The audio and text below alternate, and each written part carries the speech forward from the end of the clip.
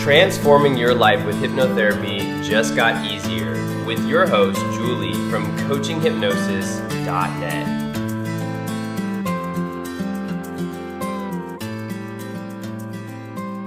Welcome, dear listener, to Coaching Hypnosis. I'm Julie Salter, and you're joining me for day 2 of the Green Reawakening, a season devoted to aligning your inner elegance with the Earth's enduring beauty. Yesterday, we considered the narcotic pull of comfort, that gentle siren song, which, if left unchecked, can lead us away from our own vitality. Today, we step further into a deeper inquiry. You may indeed have it all.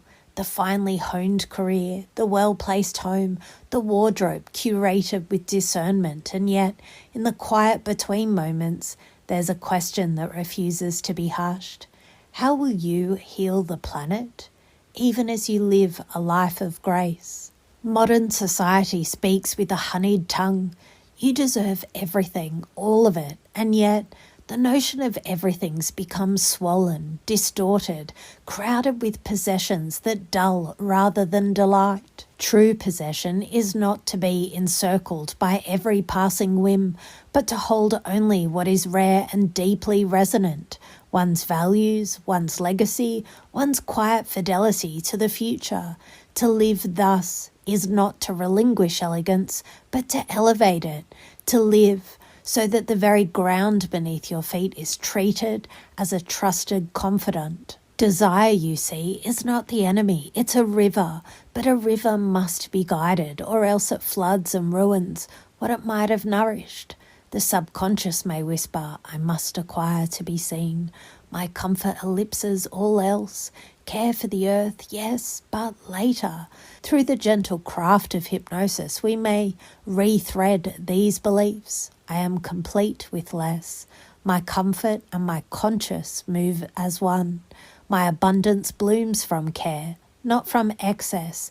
It is not austerity, it is sovereignty. Permit me to introduce Martha, a woman of impeccable taste. She had long mastered the art of hosting, tables gleaming, linens pressed, conversation sparkling, and yet a faint dissonance persisted, a sense that beauty in her life was too often borrowed from the earth without repayment. One morning spring she stood at her back door, tea in hand, surveying her manicured lawn. It was immaculate, but entirely lifeless. Her decision was as sudden as it was certain. The lawn went, in its place, beds of lavender, native grasses, and pollinated flowers. A rain barrel stood where a useless ornamental urn had been. A compost heap appeared discreetly concealed, yet diligently kept. Brunches continued, but now with seasonal produce, cloth napkins, and not a scrap of plastic. Martha didn't feel she had given up a thing. Rather, she had refined her life, each choice a deliberate stitch in a living garment called home. Her backyard became her manifesto, a sanctuary where elegance and ecology danced without stepping on each other's toes. Martha is far from solitary in her steadfast devotion to mindful living. Consider Gabriella Hearst, a sartorial visionary whose atelier elevates sustainable luxury through exquisite craftsmanship and regenerative practices. Or Byredo, the perfumer of refined olfactory tastes, whose commitment to ethically sourced ingredients and minimalist packaging redefines elegance with conscience.